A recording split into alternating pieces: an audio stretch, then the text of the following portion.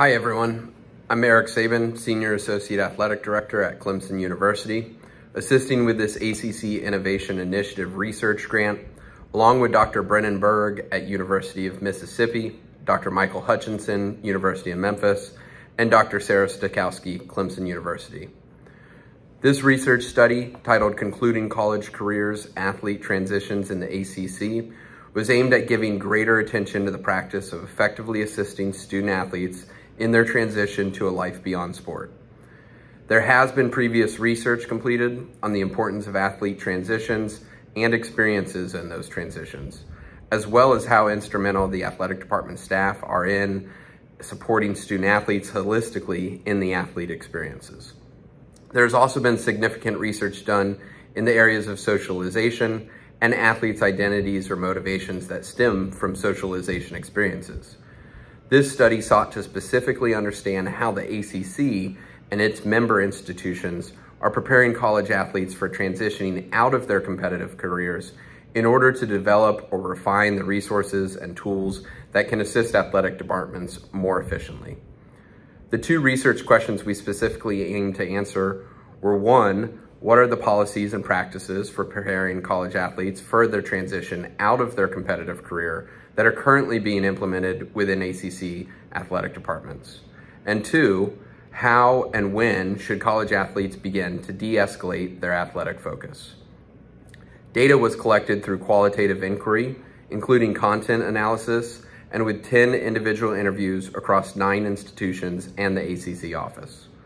A constant comparison analysis identified several themes related to the policies and programming offered by these institutions, as well as recommendations from individual career development staff. Overall, the programming from athletic departments or cross-collaborative programming with campus partners was a very common theme.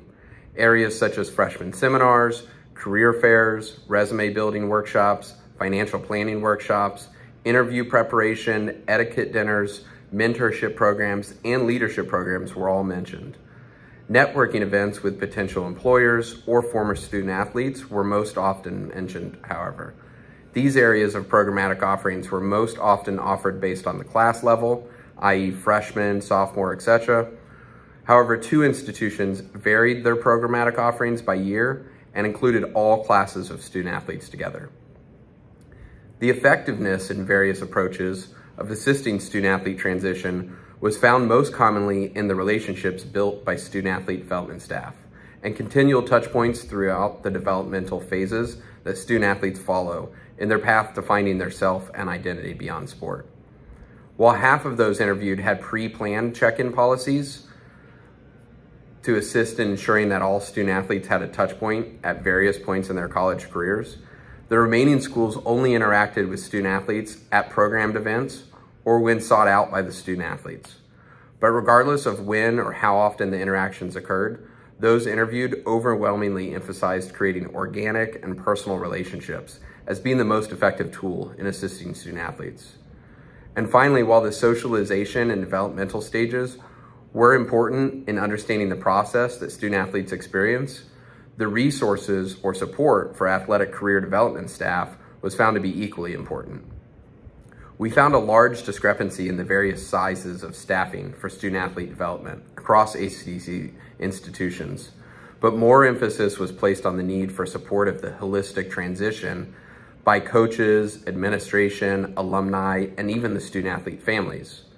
While these support structures for student athletes were most commonly mentioned to be available immediately to student athletes, the emphasis was also placed on resources needing to be available constantly in order to assist the student athletes in transitioning to a life beyond sport.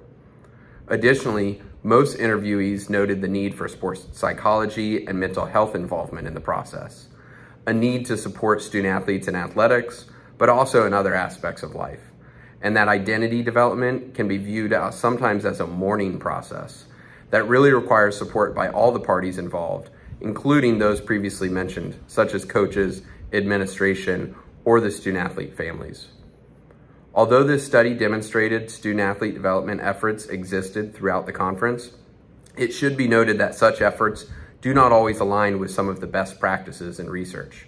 For example, It's been demonstrated that the importance for such programming should begin sophomore year to ensure student athletes have time to adjust to their respective institutions. We found that most programming started freshman year. Additionally, more of an emphasis should be placed on high impact practices, such as internships, practicums, and study abroad opportunities.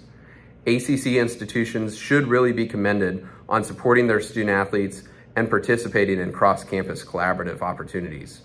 However, due to the discrepancy in athletic development resources, perhaps the conference may consider programming grants or more conference-wide collaboration to ensure that ACC student athletes have the necessary resources to ensure a positive transition to a life beyond sport. We thank you so much for your support and looking forward to continuing to assist in the innovative initiative. Thank you.